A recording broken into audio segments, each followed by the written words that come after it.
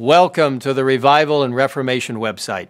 It's our prayerful hope that you'll find encouragement, inspiration, and resources to foster an ongoing and ever closer personal relationship with Jesus, particularly as we are living in a very significant era in Earth's history. Please continue to visit this website regularly. Exciting things are coming.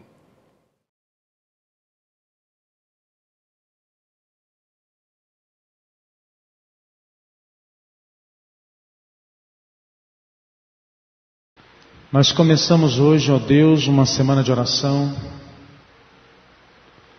com certeza pelo que esta semana de oração tem, uma semana de oração muito diferente de tudo aquilo que a gente normalmente vê na igreja. Por isso, Pai amado, nós queremos primeiramente pedir ao Senhor a presença do Teu Santo Espírito conosco, já que o que será apresentado aqui não é coisa de ser humano, mas é a Tua vontade expressa através de Teus escritos, ó Pai, ao longo da história da humanidade. Por isso, ó Deus, que o Teu Santo Espírito esteja conosco e que tudo o que nós temos em nossa mente em termos de formação, de preconceitos, nós possamos deixar de lado e permitir que o Senhor nos fale, para que nós possamos entender, para que nós possamos, com a Tua graça, com o Teu poder, entender o Teu plano para as nossas vidas e colocar em prática em nossas vidas, ó Pai. Abençoe cada um dos que estão aqui nesta noite, ó Pai, cada filho Teu aqui. E que ninguém saia daqui, ó Pai Celestial, sem começar uma decisão séria ao Teu lado. Que Tu possas nos abençoar, ó Pai, para que aquilo que depende de cada um de nós possamos estar fazendo a nossa parte, buscando a Tua presença e permitindo que o Senhor possa agir em nossas vidas como é do Teu plano. Nos entregamos em Tuas mãos, agradecidos por tudo, em nome de Jesus. Amém, ó Pai. Pode ir. Quando você lê esse verso na Bíblia, ele não te causa algum tipo de problema? Abre lá em Mateus capítulo 5, versículo 48. Jesus, depois de falar no Sermão do Monte acerca das bem-aventuranças, depois de falar, de começar a explicar os 10 mandamentos de maneira mais clara, Jesus termina uma sessão e ele diz assim, Mateus 5,48: Portanto, sede perfeitos, como perfeito é vosso Pai que está nos céus. Você, quando leu esse verso, isso nunca te perturbou, não? Eu confesso a você que quando eu leio esse verso e quando eu lia esse verso, eu ficava meio que preocupado. Mas ser como perfeito como Deus, mas do que Jesus está querendo dizer? Durante essa semana, querido, você vai entender melhor o que Jesus estava querendo dizer com isso aqui. Tá bom? Nós vamos falar sobre alguns assuntos durante essa semana que eles talvez sejam novidade para alguns, para outros nem tanto. E eu queria começar nessa semana falando sobre o assunto principal da Bíblia, que é a revelação de Deus. Vamos lá, vamos para frente. Se tem uma coisa, irmãos, que a natureza, que o homem perdeu, foi a imagem de Deus. Não a imagem, o caráter de Deus, como é Deus. Pode ir. O ser humano, logo depois da queda, ele já começou a correr de Deus. E isso já foi visto quando Adão e Eva pecaram. A primeira reação de Adão e Eva foi o quê? Lembram? O que eles fizeram logo que pecaram? Se esconderam de Deus. Ou seja, Deus falava face a face com eles. Assim que eles pecaram, eles já começaram a desconfiar de que Deus pudesse não ser tão bom quanto eles imaginavam. Então percebam como a mudança de entendimento acerca do nosso Deus começou cedo na história humana. Pode ir. Como eu falei, né? Logo que Adão e Eva pecaram.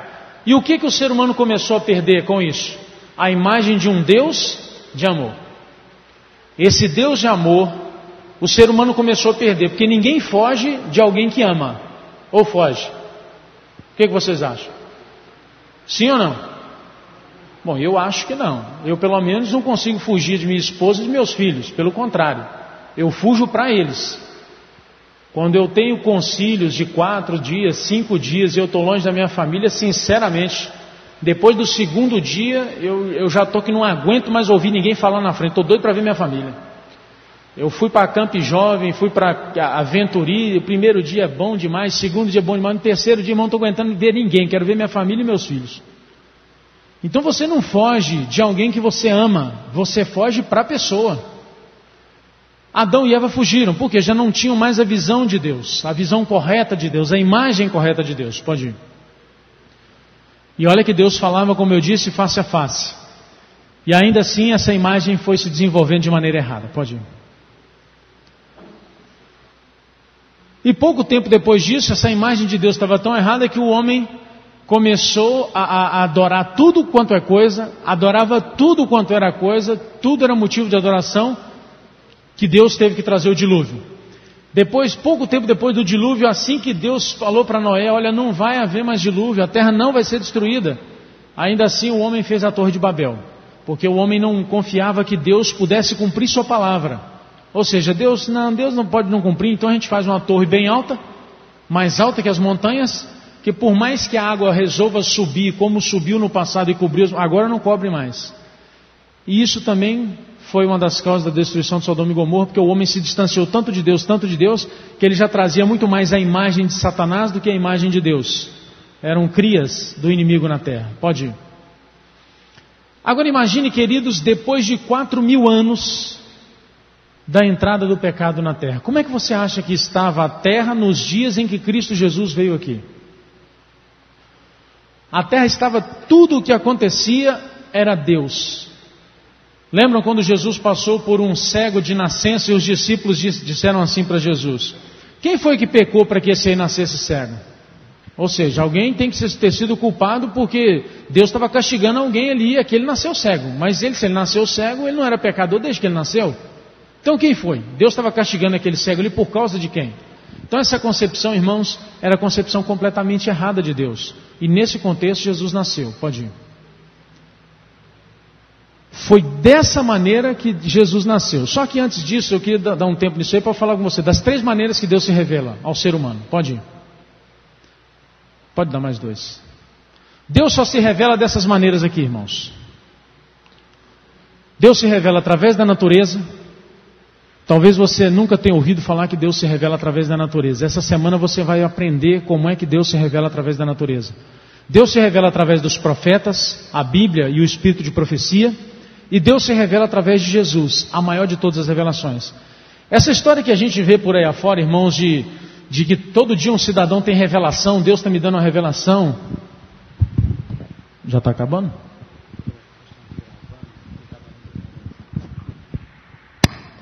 Essa história de que todo dia um cidadão por aí afora, Deus me deu uma revelação, me deu uma revelação. Irmãos, Deus é mais criterioso com esse assunto de revelação, tá bom? Vocês vão aprender isso essa semana, porque vão ter dias em que nós vamos falar de Deus se revelando na natureza, Deus se revelando nos profetas, e hoje nós vamos falar sobre Jesus, a maior revelação de todas. Por que Jesus veio à Terra? Pode ir. A vinda de Jesus, queridos, quando você abre a Bíblia, abra comigo a Bíblia, fazendo um favor aí. João 3,16, é o verso mais conhecido da Bíblia, todo mundo sabe de cor. O que diz lá? Tá bom, porque Deus amou o mundo de tal maneira que deu seu Filho unigênito. Os 2 grandes motivos da revelação de Jesus estão aí. Primeiro motivo, Deus amou tanto que deu seu Filho, para que todo aquele que nele crê não pereça, mas tenha vida eterna. Primeiro motivo pelo qual Jesus veio, revelar um Deus de amor. Deus amou tanto que ele deu um Filho. Para quê? Para revelar quem é Deus. O ser humano perdeu quem era Deus com 4.000 anos de pecado. Quando Jesus nasceu, a terra tinha cerca de 4.000 anos de pecado. Então, Jesus veio para mostrar, Deus é amor. Vocês têm que entender, Deus é amor. E, logicamente, comprovando que Deus era amor, salvou o ser humano. Primeiro motivo, queridos, não foi salvar o ser humano, e está implícito nesse verso. Primeiro motivo da revelação de Cristo Jesus é mostrar um Deus de amor. E lógico, um Deus de amor, ele comprova o seu amor fazendo o quê? Salvando o ser humano. Então Jesus veio para revelar o verdadeiro caráter de Deus. Um Deus amoroso, um Pai de amor. Ou seja, como eu acabei de falar, um Deus amoroso e que faz tudo, tem feito tudo para salvar seus filhos. Essa é a preocupação de Deus, salvação.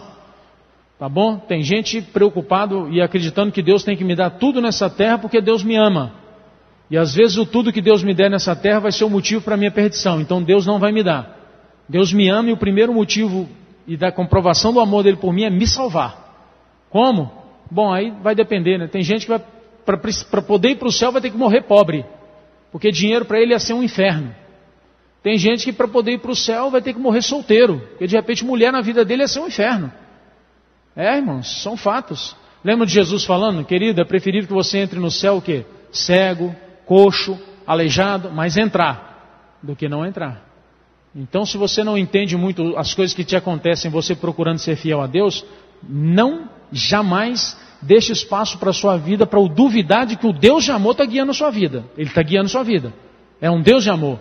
E quem é pai e mãe aqui sabe, tudo que a gente que é pai e mãe faz, é para o bem dos nossos filhos. É ou não é assim? Agora Jesus diz que se nós que somos pecadores amamos tanto e fazemos isso, e um Deus de amor. Irmãos, Deus não é amor. Deus não é um sentimento só. O amor é Deus. Não tem como separar Deus do amor. Amor é uma palavrinha que tem por aí afora e se tornou banal em tudo quanto é música mundana por aí afora. As pessoas falam de amor e tem gente da igreja ouvindo aquilo lá e achando assim, esse aqui é o amor bonito. Isso não tem nada a ver com o amor de Deus. É um amor que é além do nosso entendimento. Pode ir.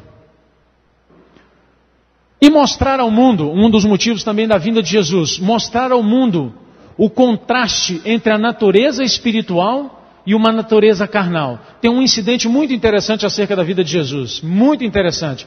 Jesus está no monte e ele vai e transfigura. Lembram-se disso? Quando Jesus transfigura no monte, Pedro fica tão feliz porque ele vê lá Elias e Moisés que Pedro fala assim, Senhor, aqui é o céu. Nós não vamos descer mais não, vamos fazer aqui uma barraca para o Senhor, uma barraca para Elias e vamos ficar todo mundo aqui. E Jesus falou assim, não, nós temos que descer. Ali, e é interessante porque Pedro, Tiago e João viram a glória de uma natureza espiritual resplandecente e quando desceram, eles viram um endemoniado.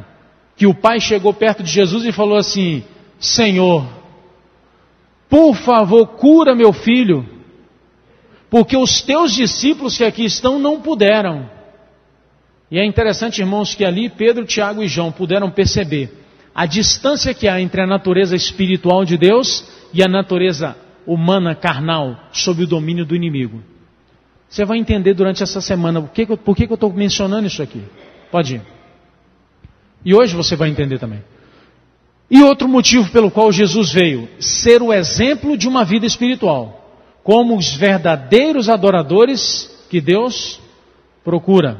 Porque não foi Jesus quem falou? Deus procura aqueles que o adoram em espírito e em verdade. Então, é a natureza espiritual, é alguém que é espiritual, é esse o adorador verdadeiro. Pode ir.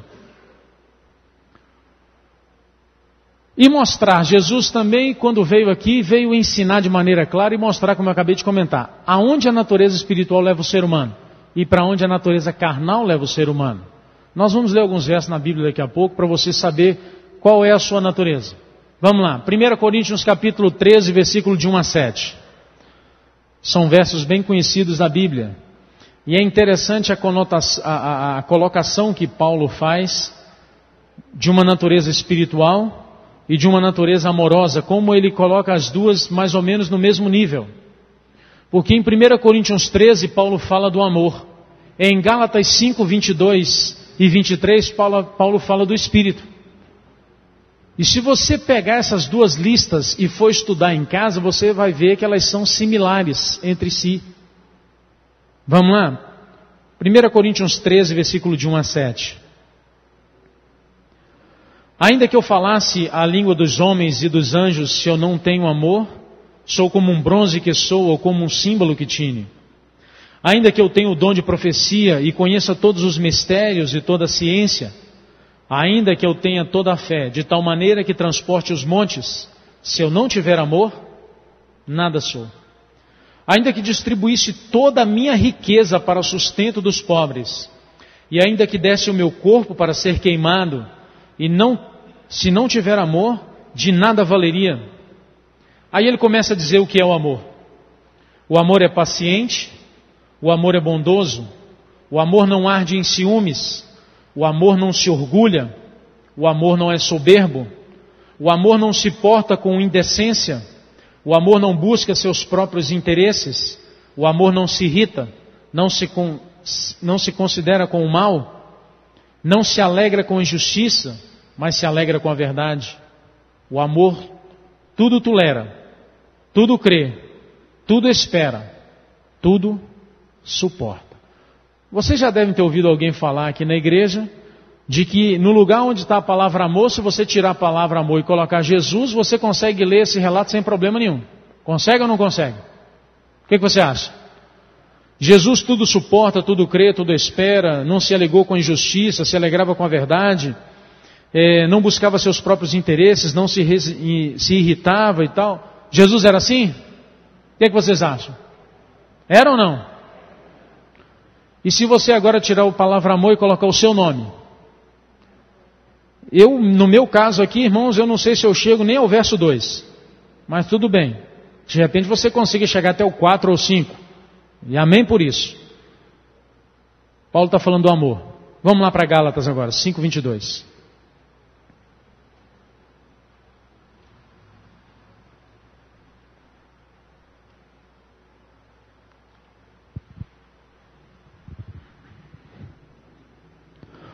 Mas o fruto do Espírito é amor, gozo, paz, longanimidade, benignidade, bondade, fidelidade, mansidão, domínio próprio. Não há lei contra estas coisas. Interessante, se você pegar isso aqui, irmãos, e for analisar, você vai ver que as duas coisas são muito similares.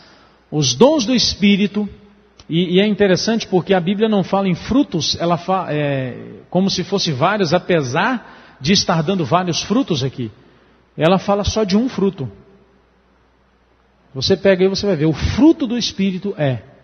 Então se você pega aqui a passagem em Gálatas e a passagem em Coríntios, Coríntios fala de amor, Gálatas fala do Espírito, mas as duas são similares, falam da mesma coisa. Isso é natureza espiritual.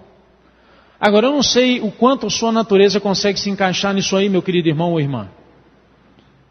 Mas eu queria te dizer uma coisa que eu não sei se você vai gostar de ouvir. A sua e a minha natureza deveriam se encaixar nisso aqui. Isso aqui não é um opcional. Tudo bem, meu filho, tudo bem. Você batizou há 70 anos atrás, era uma mala sem alça naqueles dias, continua do mesmo jeito, mas é assim mesmo, pode ficar tranquilo. Eu sei que a gente tem se iludido de que não, pastor, a caminhada com Cristo é uma vida inteira de crescimento. É uma vida inteira de crescimento. Quantos anos Paulo passou na presença de Cristo para ser completamente transformado, queridos? Há muitos anos. Bom, não sei muitos anos não, irmãos. Paulo deve ter morrido com 66 anos. Se converteu com mais de 30, porque com 30 ele entrou para o Sinédrio. Paulo viveu 30 e poucos anos com Cristo e foi completamente transformado, uma nova criatura. E Estevão? Estevão provavelmente talvez já tivesse uma boa natureza, mas a convivência de Estevão com Cristo, se ela tiver dado muito, 7, 8 anos. E Estevão morreu completamente transformado. Então essa transformação, queridos, não é um opcional na vida de um cristão. O único opcional que tem aqui é de um coração orgulhoso, onde Cristo não pode entrar e nem trabalhar. Mas a transformação, ela tem que ser real. Bom, isso aqui é a natureza espiritual. Como eu falei, sim, um outro detalhe que eu estou me lembrando. O que você vai aprender aqui, querido, é para a sua vida somente. Não é para você olhar depois para a sua vida e falar assim, eu agora sou assim, sou assado, sou melhor do que fulano e beltrano. Porque infelizmente o coração humano é cheio dessa maldição de exaltação. Então, se for essa a sua intenção, não vem aqui, por favor. E uma outra coisa que eu não queria que você viesse aqui, se for só para ter conhecimento teórico na cabeça, agora eu aprendi, mas não quero pedir a Deus para viver. Não vem aqui também não, porque é besteira sua, é perder tempo. Tá bom? Mas eu não sei como é que você avalia a sua natureza espiritual com base nessas passagens bíblicas. Mas nós temos mais passagem agora, pode ir. Agora a natureza carnal, está aí pertinho em Gálatas mesmo. 19. E com essa daqui, infelizmente, nós nos identificamos bastante, né? E eu percebo isso, sabe quando? Quando a gente tem Santa Ceia na igreja, que tem irmão que prefere não participar da Santa Ceia até que pedir perdão ou desculpa para alguém. Aí eu vejo a natureza humana tomando conta. Chega a estar montado em cima do cidadão. Vamos lá, Gálatas 5,19.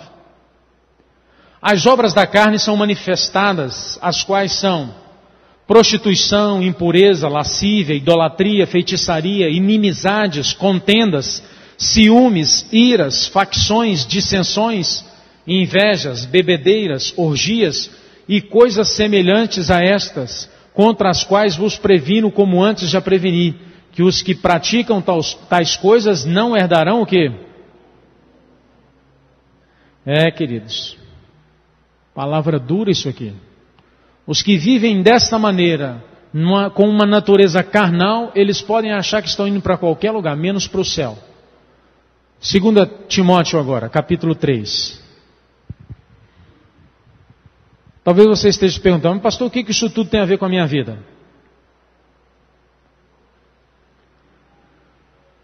Você vai ver, queridos, que Deus tem um plano tremendo para a sua e para a minha vida. E que Deus precisa da sua ajuda para fazer esse plano na sua vida. Tá bom? E que as coisas que nós temos feito com nossas vidas têm prejudicado muito para que Deus realize esse plano na nossa vida. Muito mais do que você imagina. Você pode dizer assim, pastor, o senhor não me conhece. O senhor não sabe se eu tenho atrapalhado Deus realizar o plano dele na minha vida. Vou te falar uma coisa do fundo do coração. Eu não te conheço. Mas eu conheço a revelação de Deus. E eu sei que você, assim como eu, o que nós mais temos feito é atrapalhado o plano de Deus. Pastor, isso é muito sério para o senhor falar aí da frente. Venha durante a semana que você vai descobrir. E quando chegar no sábado que vem, aí você me procura e fala se concorda ou não com o que eu falei hoje. 2 Timóteo 3, versículo 1 em diante. Sabe isso, nos últimos dias sobrevirão tempos difíceis, porque os homens serão egoístas, avarentos, orgulhosos, arrogantes, blasfemadores, desobedientes aos pais, ingratos, ímpios, sem amor pela família, irreconciliáveis, ou como a gente sofre com isso na igreja, caluniadores, sem domínio próprio, cruéis, inimigos do bem, traidores, insensatos, cheios de orgulho, mais amigos dos prazeres que amigos de Deus, tendo aparência de piedade, mas negando-lhe o poder, separa-te também destes. A primeira vez que eu li isso aqui, sabe quem que eu achava que estava falando? Está falando das pessoas do mundo. As pessoas do mundo são duras mesmo, difícil demais. Mas quando você lê aqui que Paulo está falando o seguinte, tem aparência de piedade. Quem é que tem aparência de piedade, queridos? Antes de você responder, eu vou responder você aqui. Com a Biblinha na mão, paletó, gravata, vindo para a igreja, quer mais aparência de piedade do que essa? Mas o que Paulo está falando? Paulo está falando para nós aqui, queridos. A aparência de piedade, mas são irreconciliáveis, o coração é duro. Foge deles. Bom, agora você já deu para perceber a natureza espiritual, que Cristo veio mostrar como é a natureza espiritual, a natureza de Deus, e a natureza carnal. Você já começa a delinear na sua cabeça para que lado a sua vida pende. Porque não adianta sair daqui nessa noite pensando assim, eu estou mais ou menos, pastor. Porque o Espírito de Deus não diz que tem mais ou menos. Ou eu ajunto com Cristo, ou eu estou contra Cristo e faço o quê? Espalho. Não tem meio termo. Pode ir. E é interessante, nós vamos ler essas duas passagens agora, porque Paulo usa a linguagem para falar de coisas espirituais e de coisas amorosas, e elas são similares. João usa a mesma coisa, porque numa passagem João fala que Deus é amor, vocês conhecem bem, na outra passagem João fala que Deus é Espírito. Pode ir. Vamos lá? Pode dar mais um tempo. Aí, agora vamos lá, vamos ler na Bíblia aí. João capítulo 4, 24.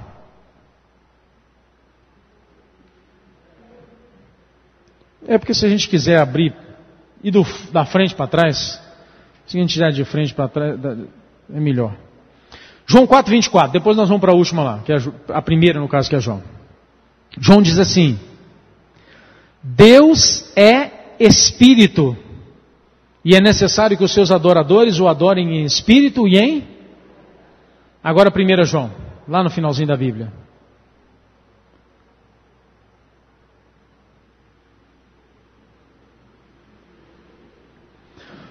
Aquele que não ama não conhece a Deus, porque Deus é o quê? Interessante, irmãos.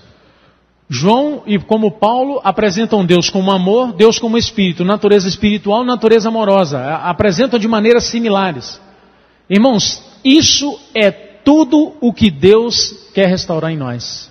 Quando você vê a Bíblia falando disso, na Bíblia, queridos, natureza espiritual, natureza amorosa, é a mesma coisa que santidade e é a mesma coisa que perfeição bíblica. Perfeição bíblica, irmãos, não é aquele santo que está em cima de um pedaço de pau e que não erra, não peca, não abre nem o olho para não cometer pecado.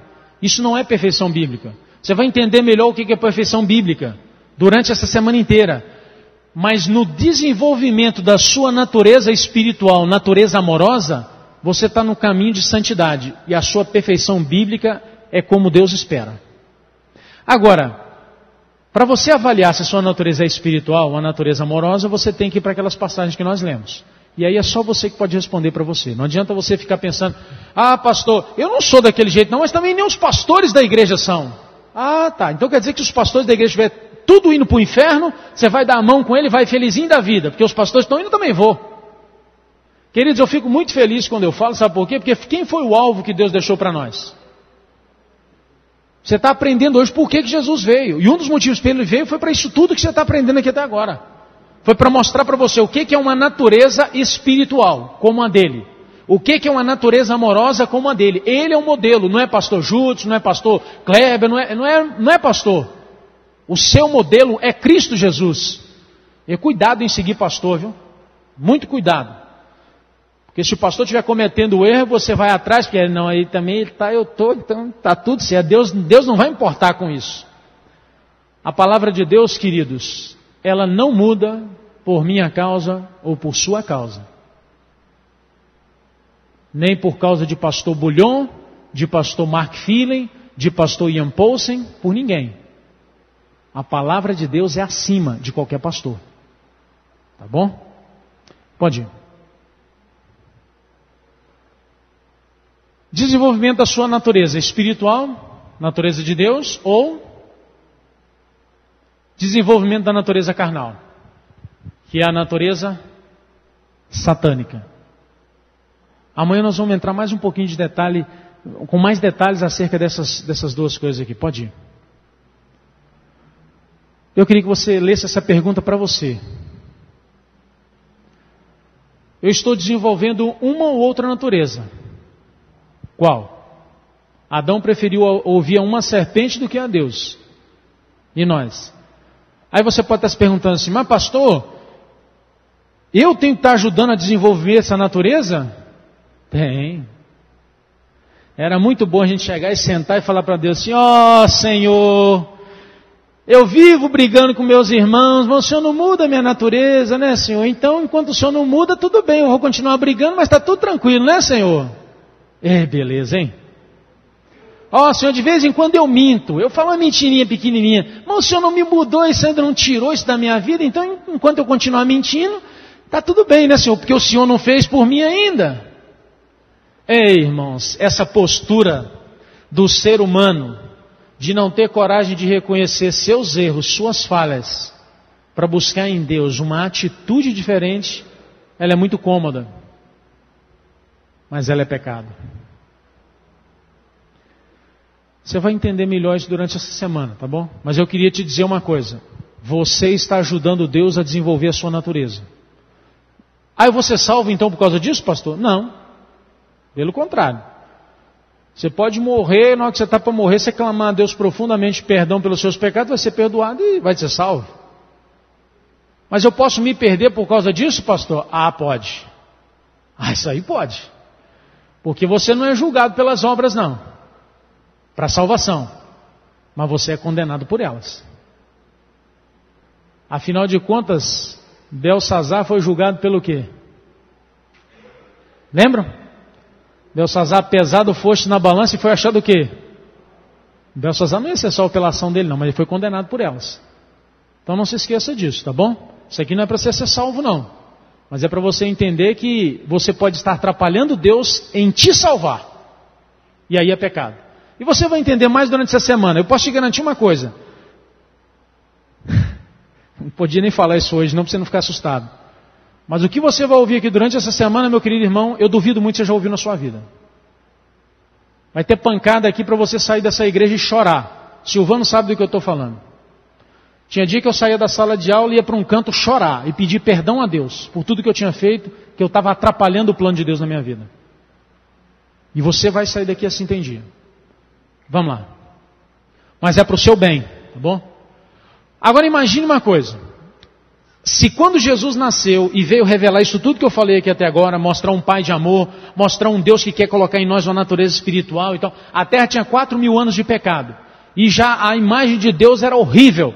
Imagine 2.000 anos depois de Jesus, 6.000 anos depois do pecado. Qual a imagem que o mundo tem de Deus aí fora? Querem ver? Pode dar. Dá. Acontece um acidente. Quem que é o culpado do acidente? Quem que é? Deus quis assim. Aqueles jovens que estavam cheios de cachaça lá no Rio há 2 meses atrás, os 5, bateram o carro, morreram os 5. Deus quis assim, a gente tem que aceitar. Deus quis assim? Deus quis que eles estivessem numa boate? Deus quis que eles bebessem? Deus quis que eles dirigissem em alta velocidade? Mas tudo é mais cômodo dizer que a culpa é de quem? De Deus. Mas pastor, um terremoto quando acontece, aí a culpa é de Deus. Ah, é? Você já viu que o equilíbrio do nosso planeta é algo extremamente delicado? Eu estava vendo uma reportagem hoje de manhã, lendo, de um cientista falando o seguinte: se houvesse um desequilíbrio na questão do hidrogênio e oxigênio na Terra, nós não viveríamos aqui. Porque nós não teríamos água, o aquecimento da Terra seria muito maior. Um desequilíbrio ali. Ó. E o que o ser humano tem mais feito desde que ele está nessa Terra? Só destruindo. Queridos, abra seu olho. Se você pega e acompanha a ciência e as leituras que tem por aí de cientistas sérios, os cientistas só faltam dizer o seguinte: a Terra está em colapso. E se nada for feito em 50 anos, ela vai deixar de existir. É isso que eles estão dizendo.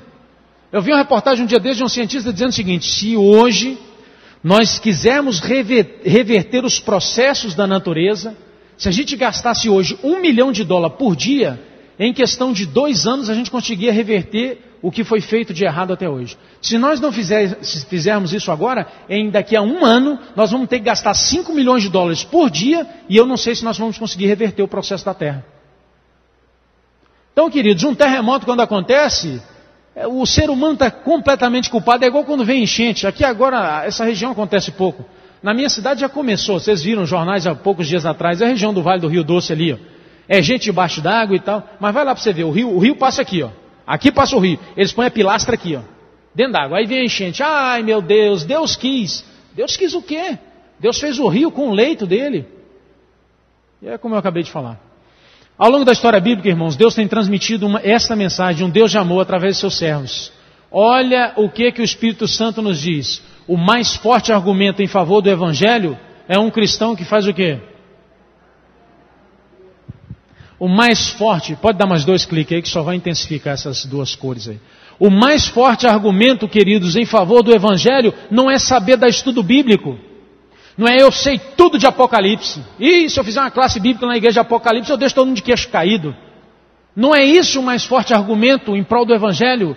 É você e eu vivendo uma natureza de Cristo. Qual a diferença que há dessa igreja para as igrejas aí fora? Nós guardamos sábado. Irmãos, devia dar vergonha na gente. Porque eu guardo sábado. É essa a diferença? Qual a diferença? Não, porque lá naquela igreja você não vê briga. Aquela igreja é uma igreja de amor. Aquela igreja quando tem Santa Ceia tem gente pendurada no teto, porque todo mundo quer participar, porque está todo mundo bem. Pode ir, tem uma citação aqui que eu não preciso nem falar nada, ela fala por si.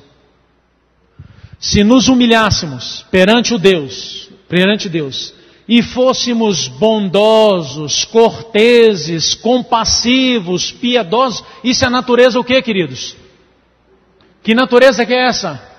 Natureza espiritual, natureza amorosa. Haveria quantas conversões?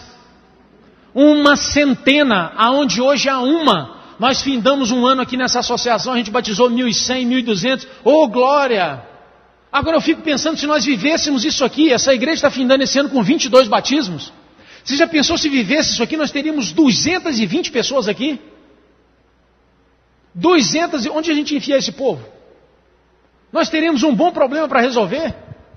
E aí a gente se mata para dar estudo bíblico. E acha que não, é conhecimento que leva as pessoas a se converter. E Deus está dizendo que vocês estão caminhando errado. Vocês trabalham para mim, mas vocês não trabalham comigo. E há diferença entre trabalhar para Deus e trabalhar com Deus. Queridos, Deus quer restaurar essa natureza dele em nós. Não é porque Deus não tem nada para fazer, então ele precisa restaurar isso em nós. Porque se no mundo onde as pessoas, tudo que acontece de ruim, é Deus que é o culpado, quem é o porta-voz dele para falar que não é bem assim, gente? Quem é o porta-voz, queridos? Você não sabe não ou está com vergonha de falar? Quem são os porta-vozes, irmão? Eu quero ouvir de você alto, em bom som. Somos nós, queridos. Nós somos a instrumentalidade de Deus para que quando as pessoas pudessem conhecer um Deus de amor em nós, aí as pessoas vêm até nós. Qual a diferença que elas vêm do mundano para nós, queridos?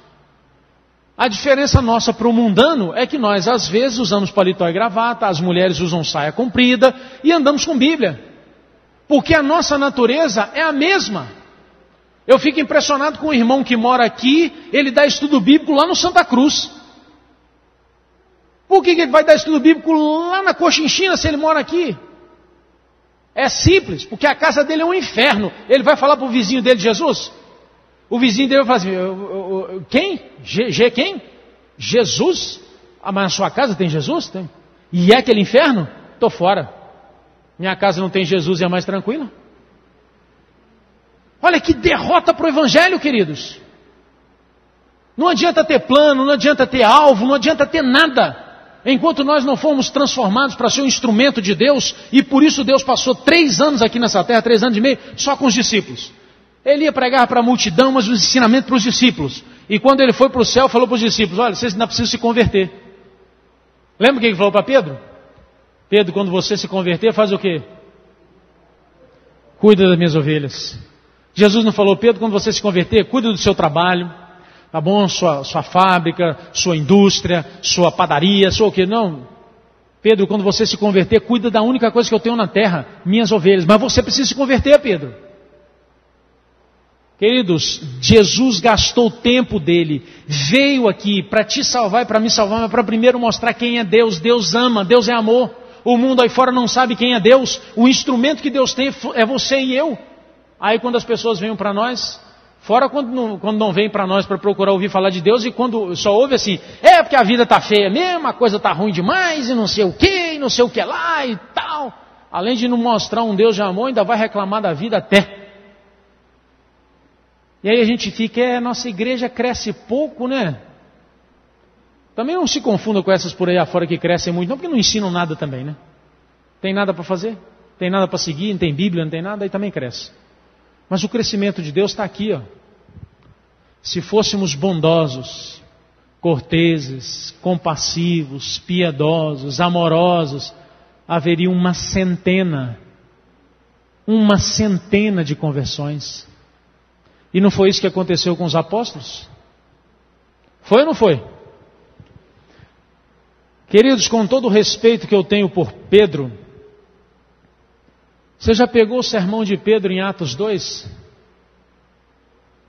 Já estudou aquele sermão? Não sei se o pastor Silvano pensa como eu, não. Mas eu vejo o sermão de Pedro aqui, irmãos, é um sermão simples demais. Olha, Jesus, Deus tirou vocês do Egito, trouxe para cá e mandou Jesus que morreu na cruz, porque vocês mataram Jesus. Esse Jesus é o Salvador do mundo. Se eu vier aqui, irmãos, e pregar aquele sermão que está ali, do jeito que ele está ali, sabe o que vocês vão falar? O pastor está precisando estudar mais o sermão, viu? Sermão fraquinho. Porque o sermão não tem nada de especial nele, não, simples. Mas o que tinha de especial naquele sermão, queridos? Uma vida transformada. Quando ele abria a boca para falar, era Deus falando, e quando Deus fala, surdo ouve. É o que Deus quer fazer com você e comigo, queridos. E sabe o que tem sido o maior empecilho para que Deus não possa fazer isso? Você. Na sua vida, o maior empecilho para Deus fazer o que Ele precisa fazer é você mesmo. Na minha vida sou eu mesmo. Não vem com essa teoria de ficar, não, pastor, porque você não conhece a minha luta. O diabo me tenta demais, pastor. Irmãos, o diabo não é tão poderoso quanto você quer que ele seja para poder se esconder atrás dos seus erros, não. O único problema para Deus em não transformar você e a mim somos nós. E não adianta ficar jogando tudo quanto é culpa acima do diabo, não, coitado, porque ele também não tem tanta culpa assim, não. A gente tudo joga nas costas do diabo, porque é mais fácil, né? É mais fácil do que falar, não, pastor, o senhor está certo, Deus fala na Bíblia, claro, meu coração é orgulhoso mesmo, e eu não dou o braço a torcer por nada desse mundo. É muito mais fácil falar que é o diabo que é o culpado. É porque o diabo me tenta muito, pastor. Que raio de diabo que nada, irmãos. Se a Bíblia fala, se Deus é por nós, quem será contra nós? Se a Bíblia, Jesus usa uma frase simples para dizer só o seguinte, no mundo vocês vão sofrer, mas tenham bom ânimo. Eu fiz o quê? Venci. Ele não falou, olha, eu venci mais ou menos, mas você acha que não vai vencer, não. E você vai aprender durante essa semana o que você tem feito que tem atrapalhado Deus a realizar o plano dele. O que você tem feito que tem feito com que Satanás brilhe de alegria, porque olha para a sua vida e vê assim, 70 anos de igreja, está do mesmo jeito, vai continuar assim, porque eu que domino. Pastor, o senhor está falando coisa muito séria aí, então venha que você vai ver, pode ir. Mas a palavra está aqui, tá? 100 de conversões. Gálatas 5. Vamos ler esses versos aí para você ver. Que interessante como é que Deus faz a distinção clara.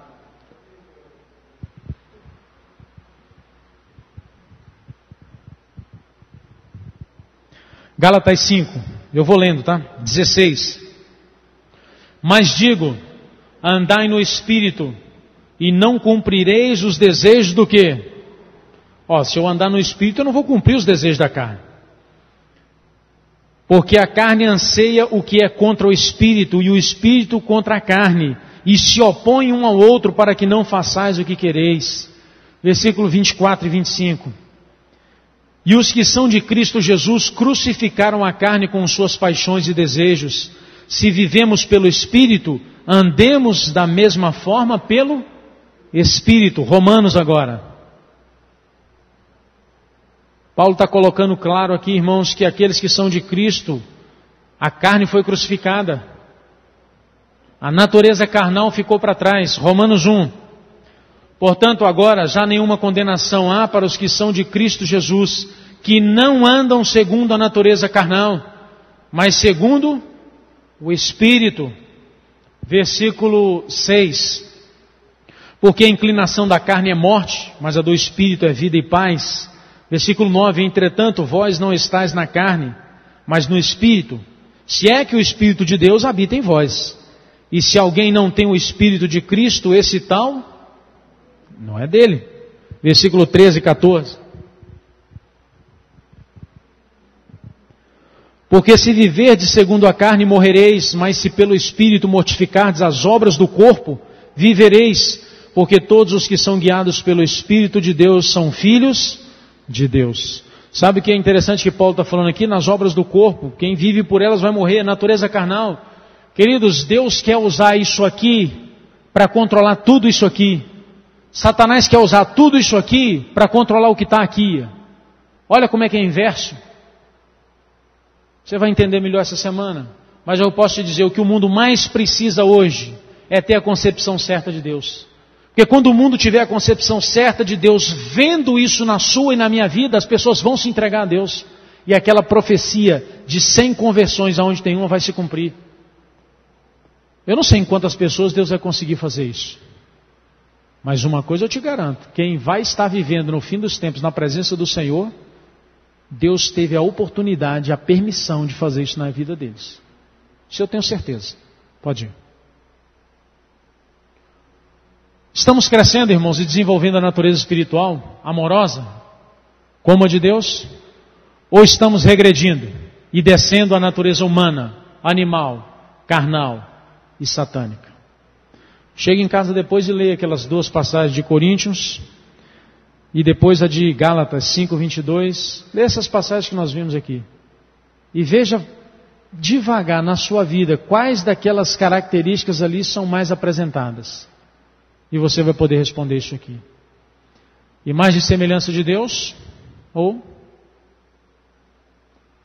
imagem e semelhança de Satanás. Uma dessas naturezas você está desenvolvendo. Eu estou desenvolvendo. Qual? Pode ir. Qual a nossa história? Eu não sei qual é a sua história. Mas não adianta você se iludir achando que não está nessa batalha, porque você está. Pode ir. Olha o que Deus nos diz aqui. Deus deseja pôr os homens em direta relação com Ele. Busca estimular o senso de dependência pessoal e impressioná-los com a necessidade de direção própria, isto é, individual. Deseja pôr o humano em ligação com o divino. Para quê? Para que Deus quer fazer isso? A fim de que os homens sejam transformados ao quê? A divina semelhança. Deus quer, mas você não pode se esquecer. Deus é cavalheiro. Satanás entra forçando, Deus não entra forçando, Deus convida. Satanás impõe, Deus não impõe, Deus dá oportunidade de escolha. Pode ir. A perfeição de caráter do cristão é alcançada quando o impulso de auxiliar e abençoar a outros brota constantemente do íntimo, quando a luz do céu encher o coração e for revelada no semblante. Isso aqui, em outras palavras, o que é, queridos? Natureza espiritual amorosa de Deus, completamente transformando nossas vidas, alcançamos a perfeição cristã. Quando Deus pode realizar na sua e na minha vida todo o plano dele, de permitir, quando nós permitimos que ele entre, que ele opere, como ele quer, da vontade dele, a perfeição cristã está sendo alcançada. E o nosso viver amoroso vai ser como o de Deus. Porque Cristo mostrou o seu amor morrendo, vivendo pelos outros. E Deus espera isso de nós. Nós não vamos morrer por ninguém que não precisa mais. Mas quando nós tivermos o amor de Cristo em nosso coração brotando constantemente, nós vamos viver pelos outros. Pode ir. Queria encerrar lendo essas duas passagens com vocês. 1 João 4.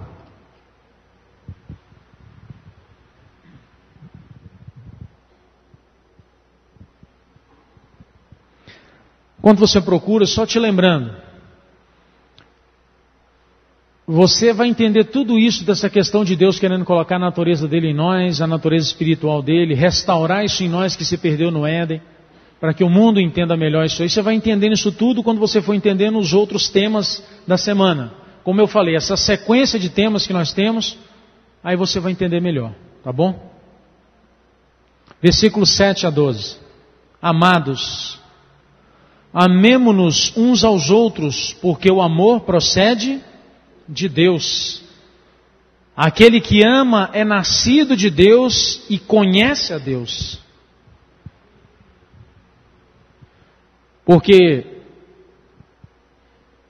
Conhece a Deus. Aquele que não ama não conhece a Deus, porque Deus é amor. Nisto Deus manifestou o seu amor entre nós, em haver enviado o seu Filho unigênito ao mundo, para vivermos por meio dele.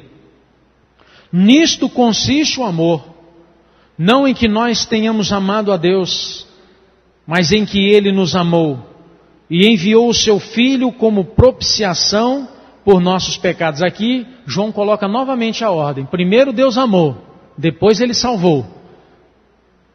Objetivos pelos quais Cristo veio aqui na terra: revelar o Pai e salvar.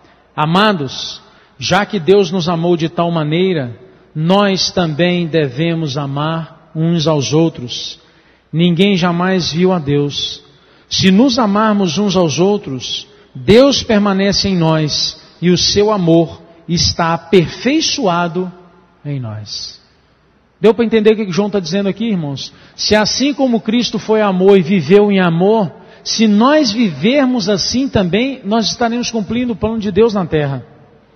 E agora vamos lá para Efésios 3.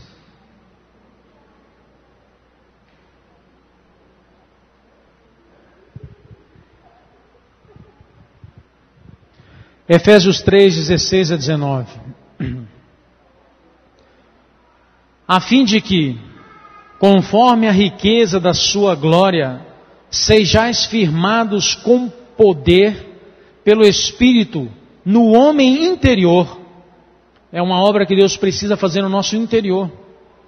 Que Cristo habite pela fé em vossos corações, enraizados e fundados em amor, para que sejais capazes de compreender com todos os santos qual seja a largura, o comprimento, a altura e a profundidade, e conhecer o amor de Cristo, que ultrapassa, ou como diz outras versões, que excede todo o entendimento, para que sejais cheios até a plenitude total de Deus.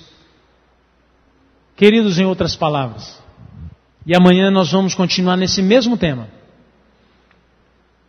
A primeira grande revelação de Deus é Cristo Jesus. Veio na terra para mostrar um Deus que ama.